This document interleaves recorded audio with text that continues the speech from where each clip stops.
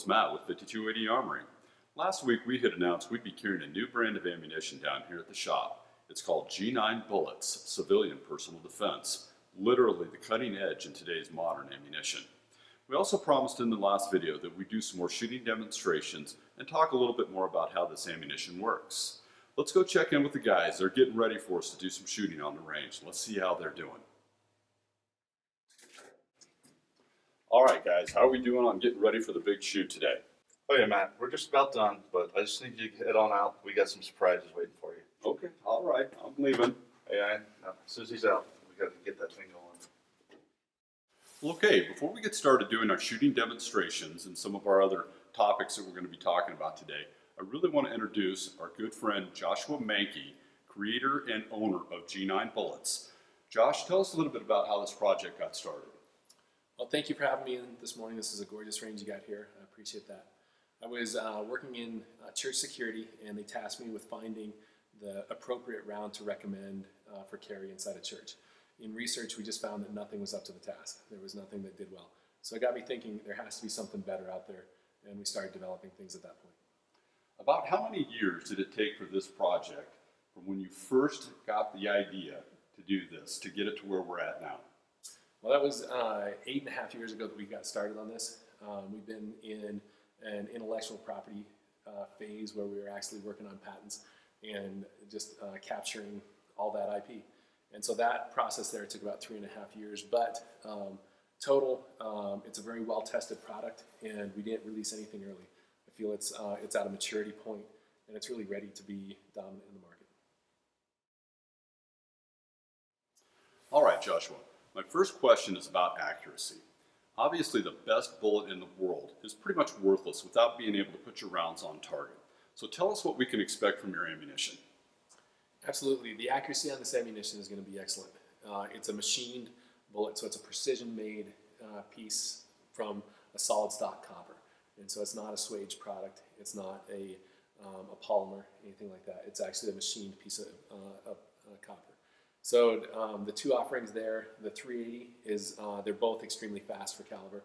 We're getting 1,120 feet per second out of the 380. Extremely flat trajectories. This is going to help with actually hitting your target over a longer distance. Perfect. Sounds like it's about time to go do some target shooting on range. Well, all right, we're on range down here at 5280 Armory, and the guys have selected a 25-yard target for us to shoot at so we can see about the accuracy on this G9 bullet.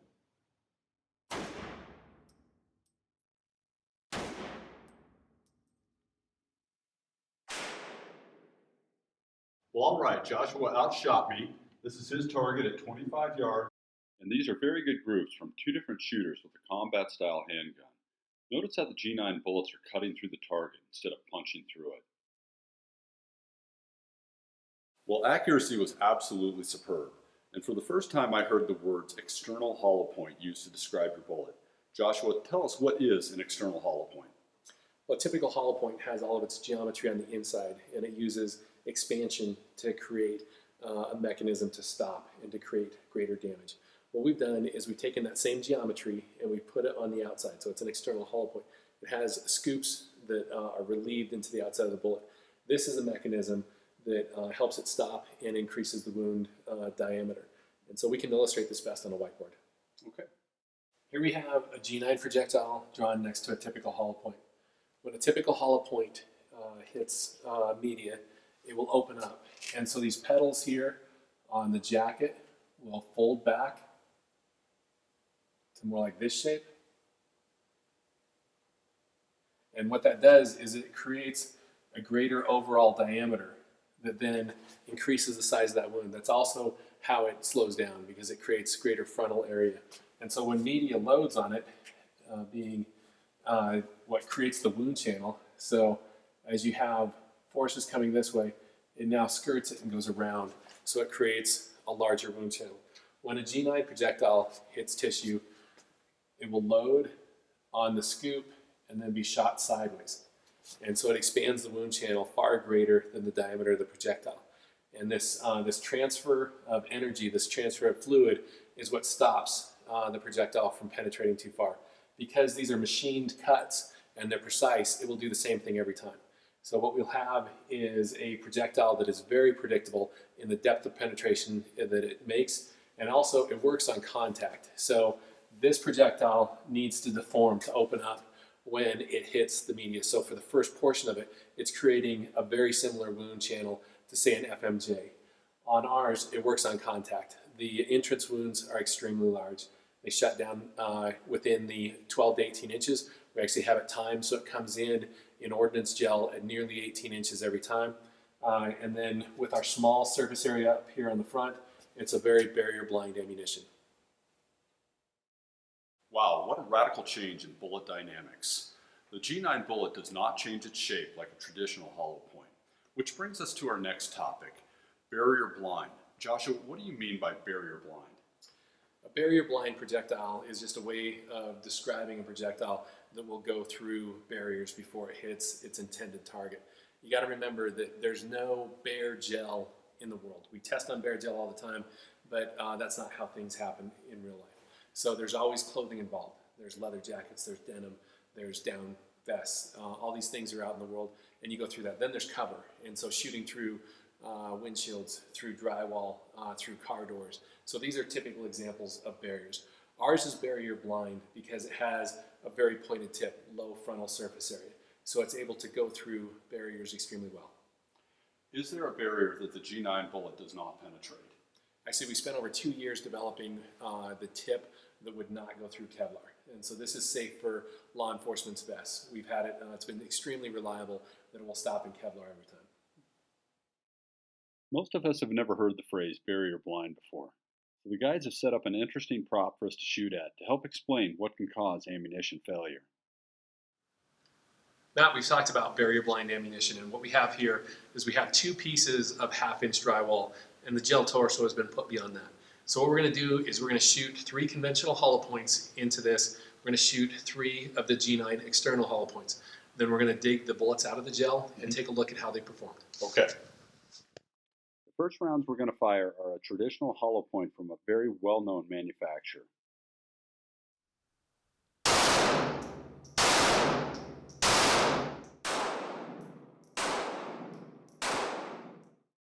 The second round of fire will be the G9 external hollow point ammunition.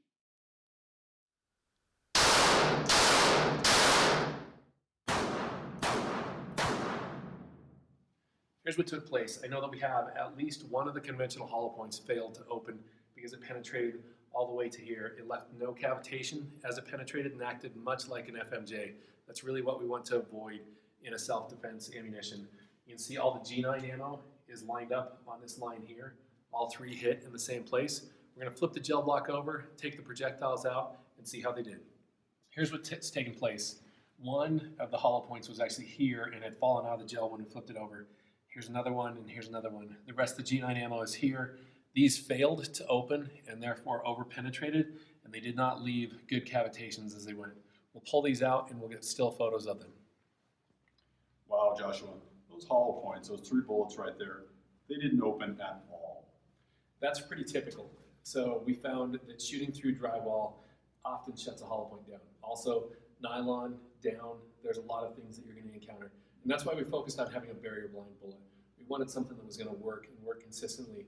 Also, one other noteworthy thing is that all of our bullets landed in the same length of penetration. And they'll do about the same length of penetration with or without the drywall. And that's the nature of the term barrier blind. Here's a close-up of that ordnance gel showing the over-penetration of the hollow point bullets. And here's a closer picture of the 3 hollow point bullets that we dug out of the gel. Notice they completely failed to expand, explaining their poor performance. In this next round of shooting, we'll explain and demonstrate the differences of the penetration abilities between G9 personal defense and the military and police grade ammunition. Matt, what we have here is we have a gel torso with a piece of 3A Kevlar on top of it. This is the same thing that makes up the vest for law enforcement. Now, our law enforcement professionals have enough to worry about. We don't want to add to that. And so we've created a very barrier blind ammunition that is available to the public, but we want to ensure that it would not go through their vests. So what I'd like you to do is we'll shoot this first with the 380 and then the 9mm, and we'll see what happens. Okay.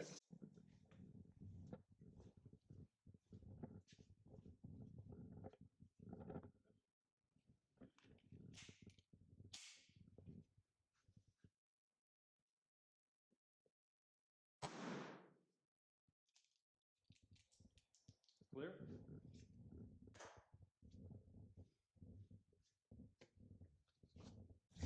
Okay, there you go. There's the bullet right there. No penetration through the Kevlar.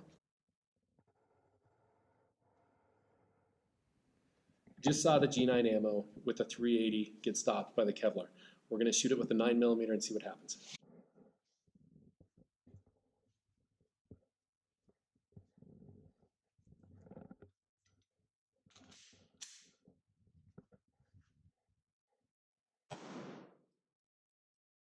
Clear?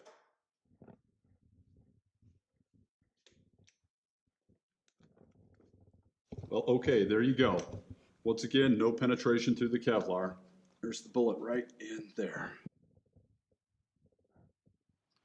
These bullets have been removed from the Kevlar, and what's gone on is the bullet has deformed to the point where it creates a shock absorber and is easy for the Kevlar to capture.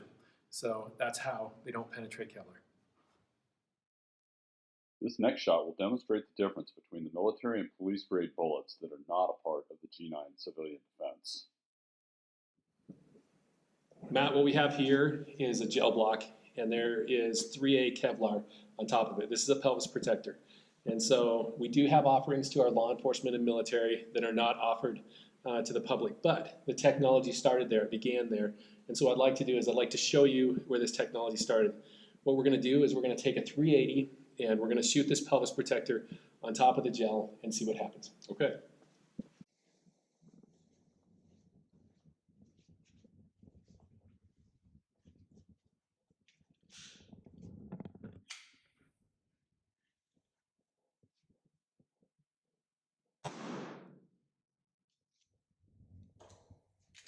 Clear?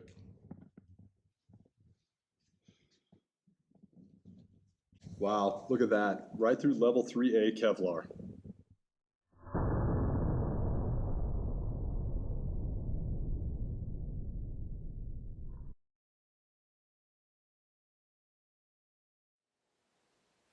So seeing is really believing. I think after being on range, we all have a better idea of what it means to be barrier blind. Which brings me to my next question. Joshua, what is the most important aspect of picking a personal defense round? I think there's three elements that you want to look at. And so the first and most critical that we hear from law enforcement all the time is they want that full depth of penetration. If the round penetrates short, it's just going to be ineffective, and they see that time and time again. And so we want to look at overall penetration in the media. Next, I think we want to look at the quality of the wound it produces, meaning that does it have a good cavitation? Does it have a wide wound channel that extends to the end of the penetration? And so lastly, you want to look at your entrance wound. And so a lot of projectiles produce an entrance wound that closes easily. And so what we're trying to do here, we're trying to create trauma, and we're trying to stop a violent action. And so by doing this, we want to be able to create the most amount of damage. So with ours, we do a very good job on depth of penetration. We're at the max that the FBI recommends. As far as cavitation, we start at the very entrance to all the way to the end. It's producing this cavitation as it goes, and so the wound quality is definitely there. And we have something that's abnormal in the industry in that we actually have a large entrance wound. Pistols produce small entrance wounds. This one produces a large entrance wound. And so on those categories, we test very well. Here's Joshua showing the consistent depth of penetration. And this gel block does a great job of showing the massive cavitation in slow motion. And lastly, this is a great view of the entrance and exit wound caused by the G9 bullet.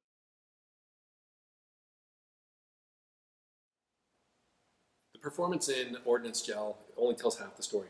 That shows what happens when we hit the target. There's also two other aspects that we want to consider when selecting a defensive handgun round, and that would be the flash and the amount of recoil.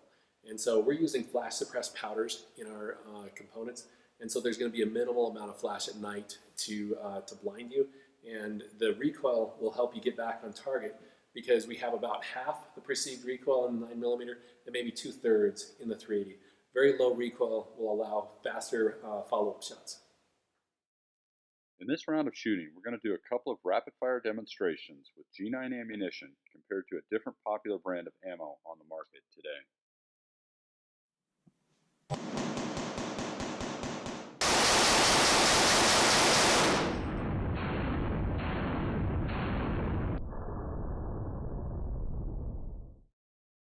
This first target is a rapid-fire shot group with the G9 ammunition.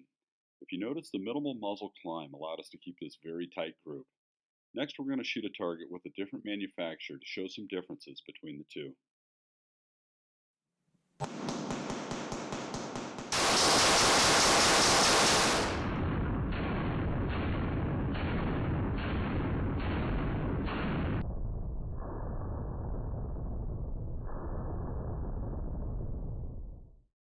This is the second target that we had shot with the same firearm, but we changed the brand of ammo, and we'll talk about that next. Matt, very impressive shooting both times. Your cadence was extremely fast on both of them. We did notice a couple things. There was less flash with the G9 ammo. There was less muzzle rise. It's very apparent in the group. The G9 had a small group here, and I see that you trail up with that recoil that was bringing you off. Did you feel it was taking you off target with that? I really did. A couple more rounds and I would have been off target. This was a string of 10, and it was done probably at about 3 yards. And so had we pushed it out to maybe 10 yards, you probably would have walked off target on this group as well. Right, for sure. So the G9 held really tight. This is what we're talking about with the muzzle control due to a lower recoil. The less flash, this is really bright in here, and we were still able to see quite a bit of flash. I was actually surprised how much we picked up. Nice shooting though. Thank you. The guys had a great idea for one last shoot demonstrating the benefits of low recoil. So let's see what they've got set up for us. Matt, the importance of recoil control is highlighted when you shoot full auto. And so what we're going to demonstrate here is that there's less muzzle climb on full auto. Okay. All right, let's shoot.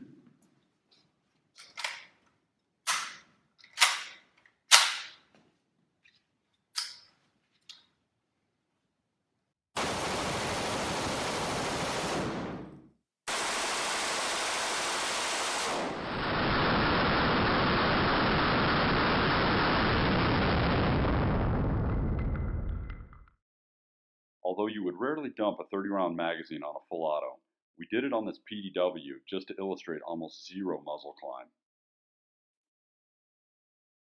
Well, Joshua, thanks for coming in today.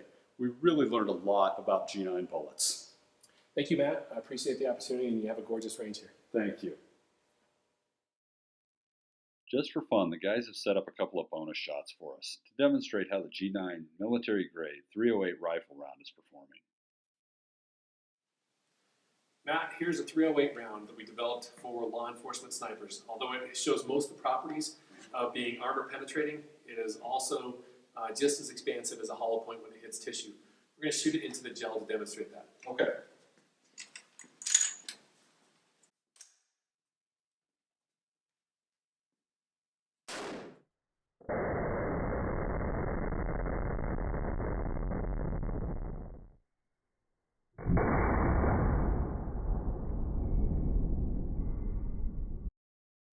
The kinetic energy delivered to this 2x12 through the ordnance gel when shot by the 308 demonstrates the powerful expansion of the material caused by this round enough to split the board completely in half.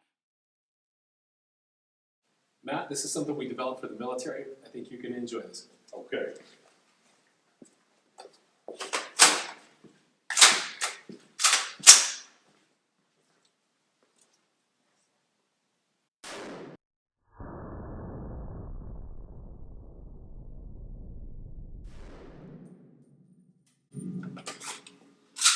There. That was fun. As you can see in this slow motion segment, the police and military grade 308 sniper round completely defeats the ceramic body armor plate. Well, this concludes our shoot for today, and thanks for watching. G9 bullets, rifle performance at a pistol's distance. If you have any questions about our shoot today or the ammunition that we've been talking about, feel free to give us an email or come on down to 5280 Armory, Colorado's Gun Shop. We'll see you soon.